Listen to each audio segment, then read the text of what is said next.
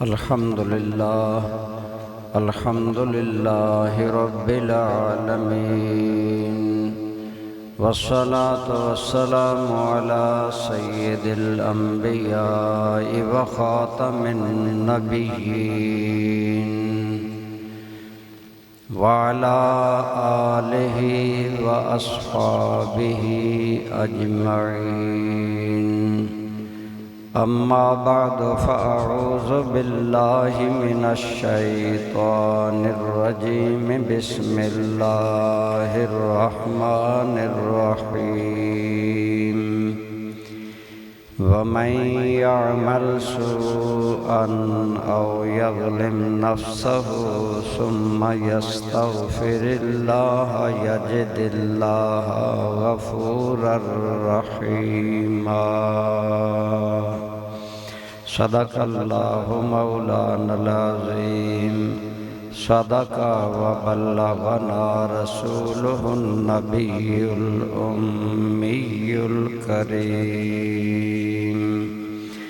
اللهم صل على سيدنا ومولانا محمد وعلى آل سيدنا ومولانا محمد وبارك وسلم عليه. حمد و صلاۃ کے بعد قبل احترام برادران اسلام، بزرگوں، دوستوں، عزیزوں، ہم سب لوگ انسان ہیں اور انسان کی فطرت میں اللہ تعالیٰ نے چند باتیں رکھی ہیں. ان باتوں میں سے ایک بھولنا ہے کہ انسان بھول جاتا ہے، بات آدمی کو یاد نہیں رہتی. اسی طرح انسان کی فطرت میں ہے کہ اس سے غلطی ہو جاتی ہے. بعض اوقات یہ غلطی جان بوجھ کر کرتا ہے، بعض اوقات جان بوجھ کر غلطی نہیں کرتا، لالچ میں غلطی کرتا ہے یا کسی اور وجہ سے غلطی کر بیٹھتا ہے. لہذا انسان سے غلطی ہو جانا، گناہ ہو جانا، غلط کام ہو جانا، یہ انسان کی فطرت میں شامل ہے. لیکن یہ برا نہیں ہے. ہماری فطرت کا خالق کون ہے؟ اللہ. جس اللہ کریم نے ہماری فطرت بنائی وہ جانتا ہے کہ بندہ بھول جاتا ہے، بندہ غلطی کرتا ہے، غلطی کر بیٹھتا ہے. اس لیے اس رب کریم نے اپنے بندوں کے لیے ایک اصول بنایا ہے کہ اگر بندے سے غلطی ہو جائے، خواہ وہ بھول کر ہو یا جان بوجھ کر ہو جائے، لیکن اگر وہ اس پر ڈٹ نہ جائے، اگر اس پر ضد نہ کرے، اڑ نہ جائے، بلکہ اپنی غلطی سے واپس ہو جائے اور اعتراف کر لے کہ مجھ سے غلطی ہو گئی ہے، تو اللہ کریم فرماتے ہیں میں نے اپنی ذات پر اپنے فضل و کرم سے یہ عہد کر لیا ہے کہ جو میرا بندہ اپنی غلطی سے واپس آئے گا، اپنی غلطی سے توبہ کرے گا، اپنی غلطی سے معذرت کرے گا، میں اس کی معذرت کو اپنی بارگاہ میں قبول فرماؤں. اللہ تعالیٰ نے یہ ایک ضابطہ رکھا ہے. ہمارے جد اعلیٰ جناب آدم علیہ السلام پہلے انسان ہیں، بھول گئے. فنا سے یا آدم علیہ السلام بھول گئے اور اسی درخت کے قریب چلے گئے جس درخت کے قریب جانے سے اللہ نے منع کیا تھا. گویا بھول ہمیں فطرت میں ملی.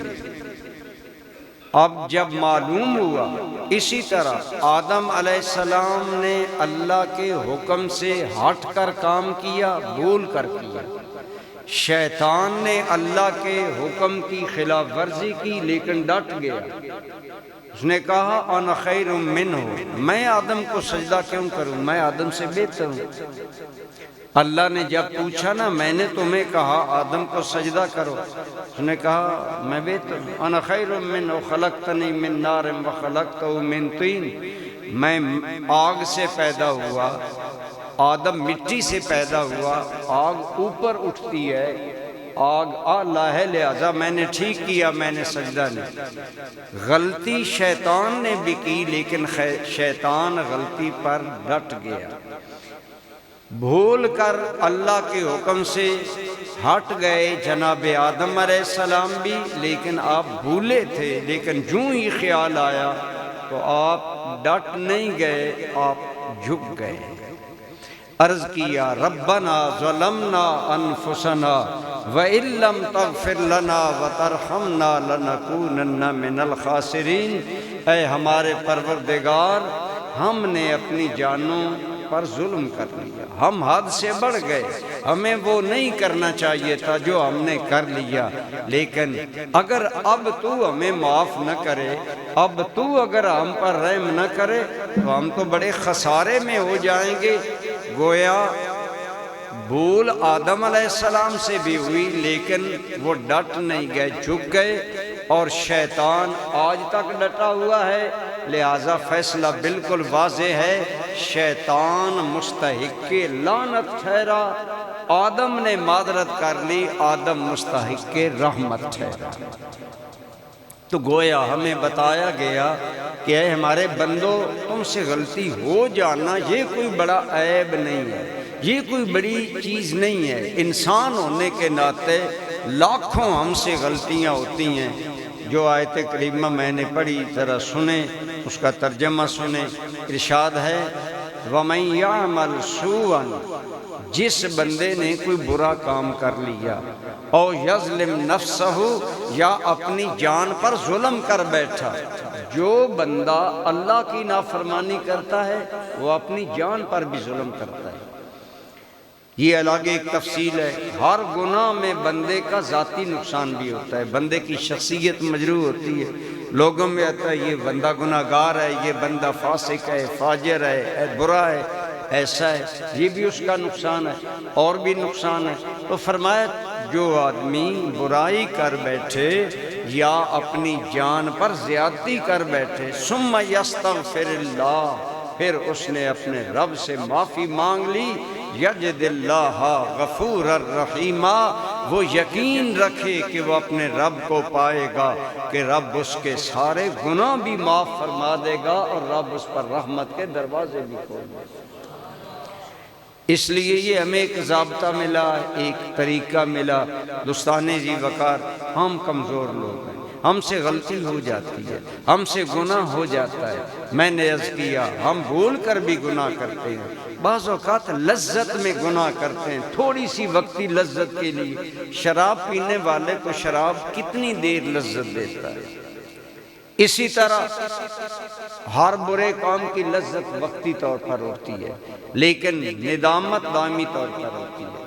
تو اس لیے فرمایا اگر تم بھول کر گناہ کر بیٹھے ہو، اگر جان بوجھ کر کیا ہے، لذت کشی کے لیے کیا ہے، ہرس میں کیا ہے، لالچ میں کیا ہے، غریب آدمی چوری کرتا ہے، بددیانتی کرتا ہے، شاید میں تھوڑا سا مالی طور پر بہتر ہو جاؤں، لالچ اس سے گناہ۔ فرمایا ہمیں سبب سے کوئی غرض نہیں، جس نے اپنی جان پر ظلم کر لیا اور کوئی غلطی کر بیٹھا پھر وہ اللہ سے معافی کا طالب ہوا، وہ یقین رکھے کہ وہ اپنے رب کو معاف کرنے والا بھی پائے گا اور رحم کرنے والا بھی پائے گا۔ برادران اسلام، یہ ہمارے رب ذوالجلال کا، رب مہربان کا ہمارے ساتھ سلوک ہے، ہمارے ساتھ عنایت و مہربانی ہے۔ اس لیے ہمیں چاہیے کہ ہم استغفار کی کثرت کیا کریں۔ استغفار کا لفظی معنی ہوتا ہے معافی چاہنا، مغفرت مانگنا، اللہ سے معافی مانگنا۔ یہ انتہائی پسندیدہ عمل ہے اللہ کی بارگاہ میں۔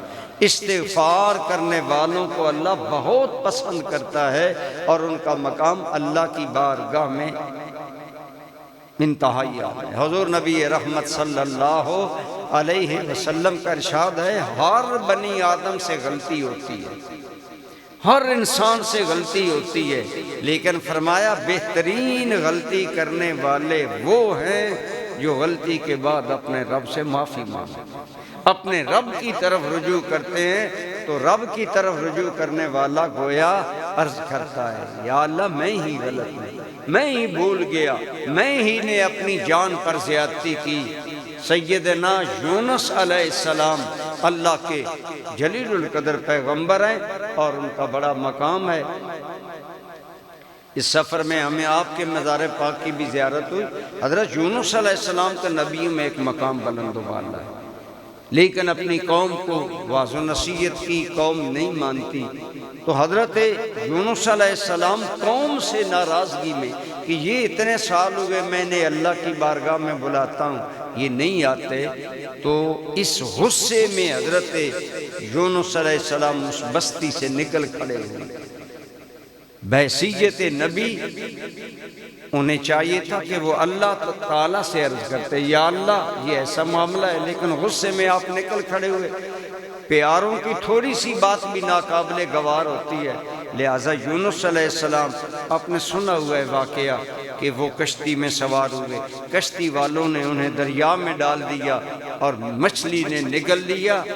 پھر حضرت یونس علیہ السلام آپ کیا کرتے تھے؟ اللہ کی بارگاہ میں استغفار، اور یہ مشہور جو تسبیح ہے، لا الہ الا انت سبحانک انی کنت من الظالمین، لا الہ الا انت، کوئی معبود نہیں مگر صرف تم، سبحانک تیری ذات ہر عیب سے پاک، ہر کمی سے پاک، ہر کمزوری سے پاک، انی کنت من الظالمین، میں ہی حد سے گزرنے والوں میں سے ہوں۔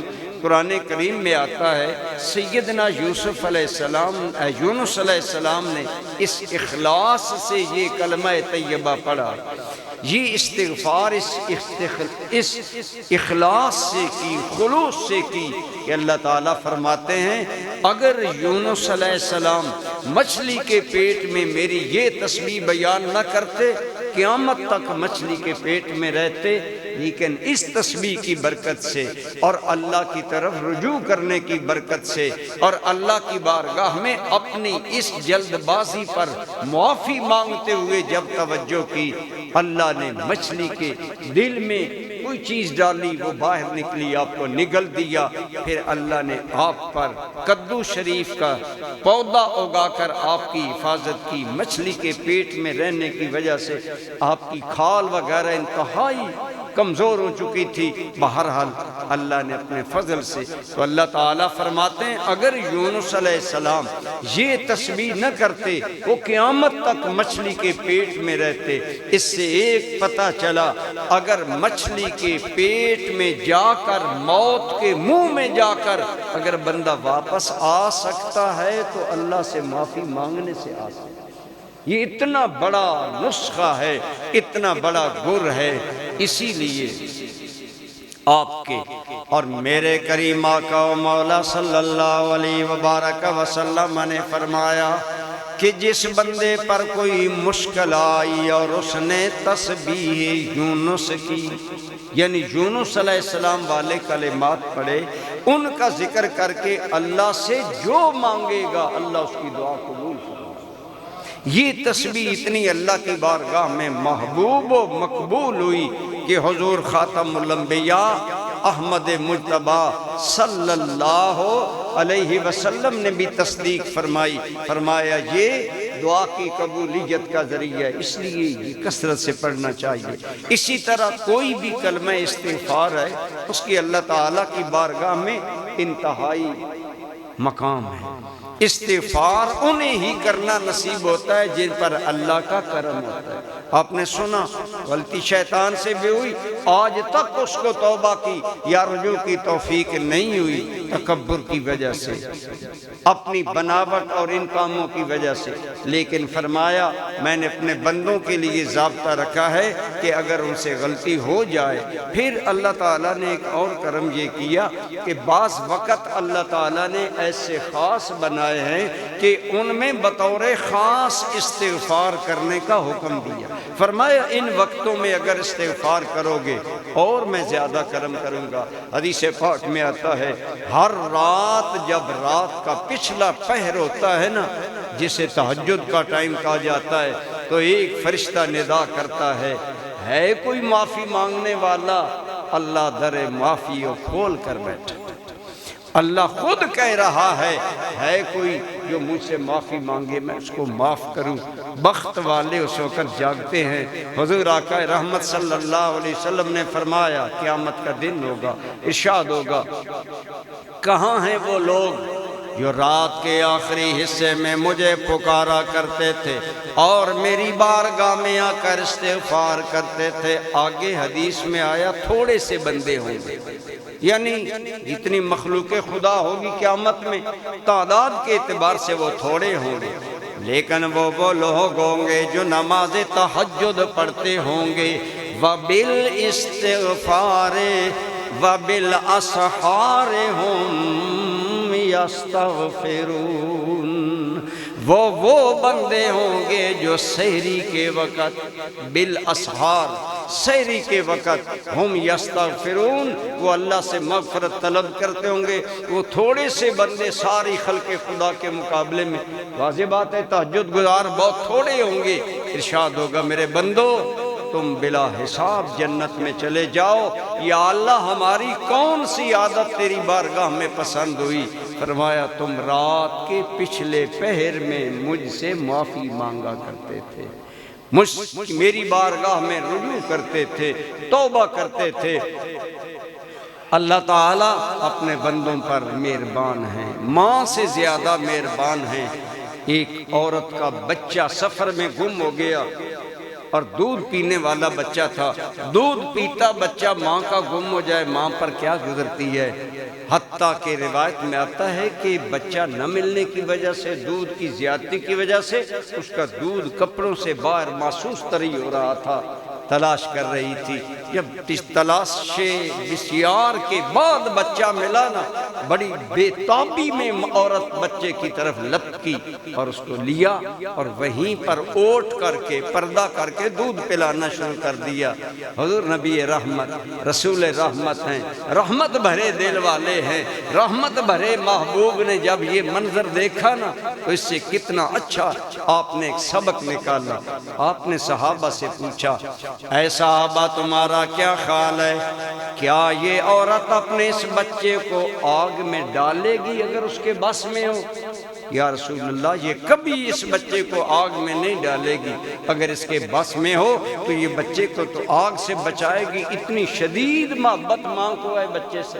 تو آپ نے فرمایا اے لوگوں مجھے اس اللہ کی قسم جس نے مجھے رسول بنا کر بھیجا ہے، میں تمہیں بتا رہا ہوں جتنی رحمت اس بچے کے لیے ماں کے دل میں ہے، یا جتنی یہ ماں اپنے بچے پر مہربان ہے، میرا رب اس سے زیادہ اپنے بندوں پر مہربان ہے۔ حضور نے موقع کی مناسبت سے کتنا بہترین سبق ہمیں دیا۔ فرمایا جس طرح اس ماں کے دل میں بچے کے لیے ایک جذبات کا سمندر امڑ رہا ہے، اور یہ تو مخلوق ہے، میرا آقا خالق ہے اور وہ اپنے بندوں پر اس سے بھی زیادہ مہربان ہے۔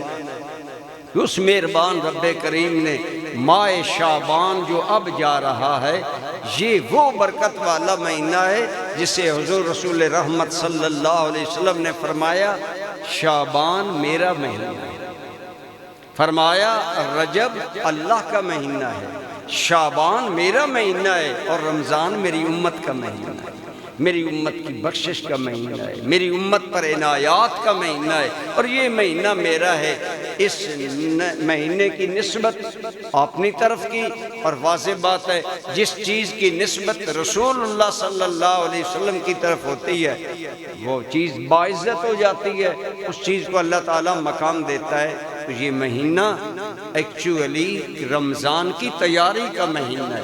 لیکن اس کے اندر اس کی 15ویں شعبان کی رات جو ہے اس کو مزید اللہ تعالیٰ نے برکتوں والی رحمتوں والی رات بنایا، اور اسی لیے اس کا عمومی نام شب برات ہے، برات کی رات، جہنم سے نجات کی رات۔ لیکن شریعت مطہرہ میں بھی اس کا بڑا مقام ہے۔ حضور آقا رحمت صلی اللہ تعالی علیہ وآلہ وسلم نے اس رات کے فضائل مختلف انداز میں بتائے، اور بتایا کہ اس رات کو تمہارے سال کے اعمال اللہ کی بارگاہ میں پیش ہوتے ہیں۔ فیہا ان یکتب کل مولود من بنی آدم فی ہذہ السنہ وفیہا ان یکتب کل ہالک من بنی آدم۔ اگلے سال جتنے لوگ پیدا ہونے والے ہیں ان کی فہرستیں، اور جتنے مرنے والے ہیں ان کی فہرستیں ملائکہ کے سپرد کی جاتی ہیں، اور پچھلے سال کا سارا نامہ اعمال اللہ کی بارگاہ میں جمع ہوتا ہے۔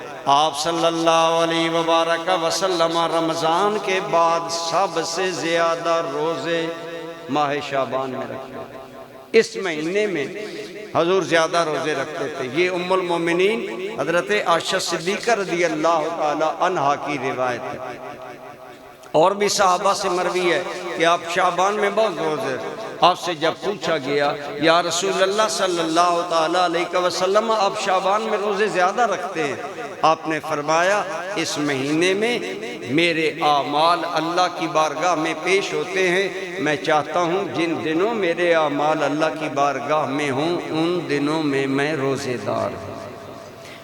سید الانبیاء ہیں، سید المعصومین ہیں، اللہ کے سارے نبی معصوم ہیں، لیکن ان سب کے سردار ہونے کے باوجود اس بات کی فکر ہے کہ میرا نامہ اعمال اللہ کی بارگاہ میں پیش ہونا ہے، لہذا آپ زیادہ روزے رکھتے ہیں۔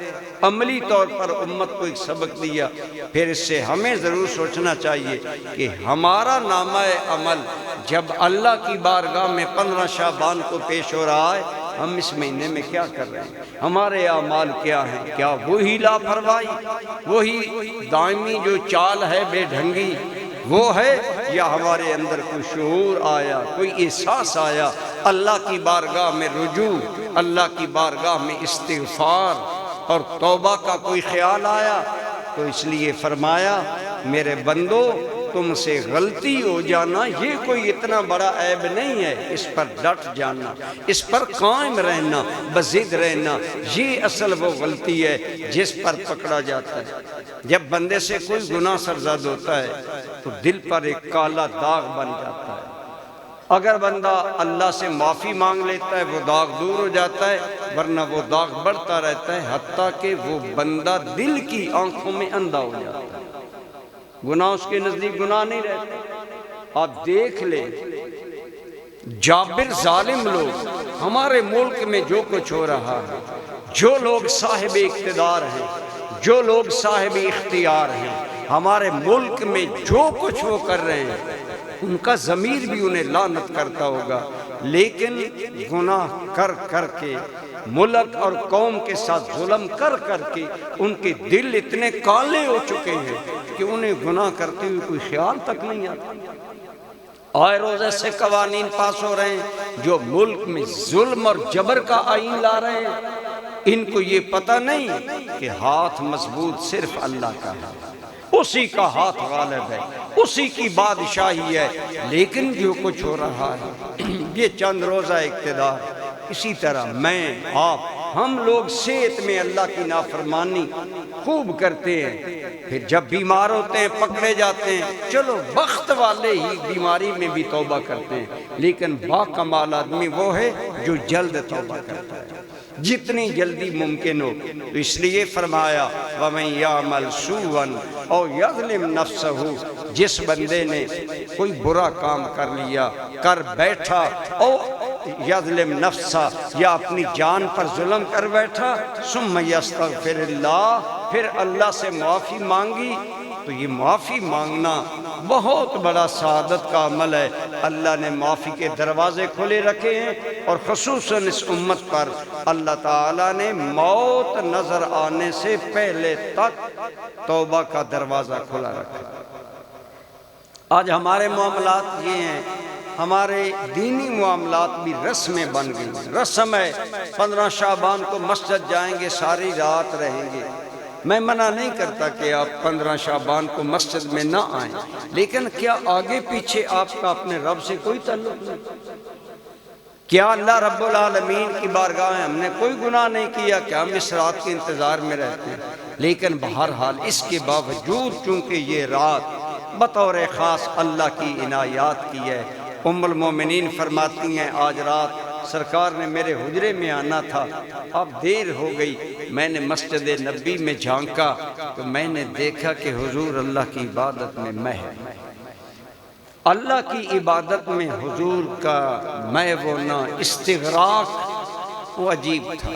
میں آج ایک کلاس میں اپنے بچوں کو وہ دعا سنا رہا تھا جو حضور رحمت عالم صلی اللہ علیہ وسلم سجدے میں سر رکھ کر اللہ کی بارگاہ میں کر رہے تھے، اور مائی صاحبہ نے سنی تو دنگ رہ گئی. لیکن ہم لوگ توجہ نہیں کرتے. تو بہرحال آپ نے دیکھا تو آپ نے کہ یا رسول اللہ، بولیے صلی اللہ علیہ وسلم، اتنا وقت گزر گیا، آپ نوافل میں مصروف ہیں، عبادت کر رہے ہیں. فرمایا عائشہ اس رات میں اللہ رب العالمین میری امت کے اتنے بندوں کی بخشش کرتا ہے جتنا قبیلہ بنی بکر کے ریوڑوں کی بکریوں کے بدنوں پر بال ہیں. اب خود اندازہ لگا لیں، قبیلہ بنی بکر، عرب میں عموماً اونٹ اور بکریاں زیادہ ہوتی ہیں، صحرائی علاقے. پھر قبیلہ بنی بکر خاص قبیلہ تھا جو بکریاں زیادہ پالتا تھا، ریوڑ در ریوڑ. فرمایا ان کے ریوڑوں کی بکریوں کے بدنوں پر جتنے بال ہیں نا، ان کی مقدار اللہ اس رات میری امت کی بخشش. تو گویا بتایا یہ میرا سجدہ دو وجہ سے، اس سے دو باتیں نکلتی ہیں، ایک اس رات کی عظمت اور ایک حضور کا شکرانہ کہ اللہ میری امت کی اتنی زیادہ بخشش کرتا ہے. لیکن اس رات بھی اگر ہم لوگ بیدار نہ ہوں، ہماری آنکھیں نہ کھلے، تو گویا یہ رات رمضان سے پہلے خاص رات رکھی گئی. ہم اللہ سے استغفار کریں، توبہ کریں، اپنے آپ کو پاک کر کے رمضان میں داخل، اللہ سے معافی مانگ کر نئے سرے سے نیکیوں کا نیا عزم اور جذبہ لے کر رمضان میں داخل ہو اور رمضان مبارک میں اللہ تعالیٰ کو راضی کریں. اس لیے یہ مہینہ برکت والا ہے، اس کے اندر روزہ رکھنا رسول اللہ کی محبوب سنت ہے. جتنی کسی کی صحت اجازت دیتی ہو کوشش کرنی چاہیے. روزے شعبان المعظم کے روزے آپ کی خاص سنت ہیں، اور اس رات کے لیے تیاری یہ ہر بندے کو ذاتی طور پر کرنی چاہیے. اجتماع لوگ اکٹھے اس لیے ہوتے ہیں کہ آسانی سے رات گزر جاتی ہے، ورنہ نوافل کی عبادت کا ثواب انفرادی زیادہ ہے. جیسے فرض نماز جماعت سے پڑھنا زیادہ ثواب ہے، نوافل اکیلے پڑھنا، خلوت میں پڑھنا، خلوت میں اللہ تعالیٰ سے معافی مانگنا اللہ تعالیٰ کی بارگاہ میں، یہ زیادہ اللہ کے ہاں پسندیدہ ہے. اس لیے اہل خانہ کو بھی بتائیں کہ اس رات کو بطور خاص اللہ کی بارگاہ میں حاضری دی جائے، اللہ کی بارگاہ میں اپنے گناہوں کا اعتراف کیا جائے. اور اس طرح اللہ تعالیٰ کی بارگاہ میں حاضری جب ہوتی ہے تو فرمایا وعدہ ہے وَمَن يَعْمَلْ سُوءًا أَوْ يَظْلِمْ نَفْسَهُ، جو آدمی برا کام کر بیٹھے یا اپنی جانوں پر ظلم کر لے، ثُمَّ يَسْتَغْفِرِ اللَّهُ، وہ اللہ سے معافی مانگے. گویا ہر دم صدا آ رہی ہے کہ میرے بندو ہمارے ہاں تو رحمت کا دروازہ کھلا ہے. اور کسی نے کیا خوب کہا تھا، گناہگارو ندامت ساتھ لے کر تم ادھر آؤ، گناہگارو ندامت ساتھ لے کر تم ادھر آؤ. یہ سچ ہے شرمساروں کو وہ شرمایا نہیں کرتا، وہ رب مہربان ہے، وہ حیا والا ہے. حدیث پاک میں ہے کہ تمہارا رب بڑے حیا والا ہے، اور اللہ کو اس بات سے حیا آتی ہے کہ اس کا بندہ خالی ہاتھ اٹھائے اور مالک خالی واپس کر دے. اتنے حیا والا رب، اتنے فضل و کرم والا رب اپنی مہربانی اپنے بندوں پر فرماتا ہے، ہمیں پیچھے نہیں رہنا چاہیے۔ اللہ تعالی ہمیں توفیق عطا فرمائے۔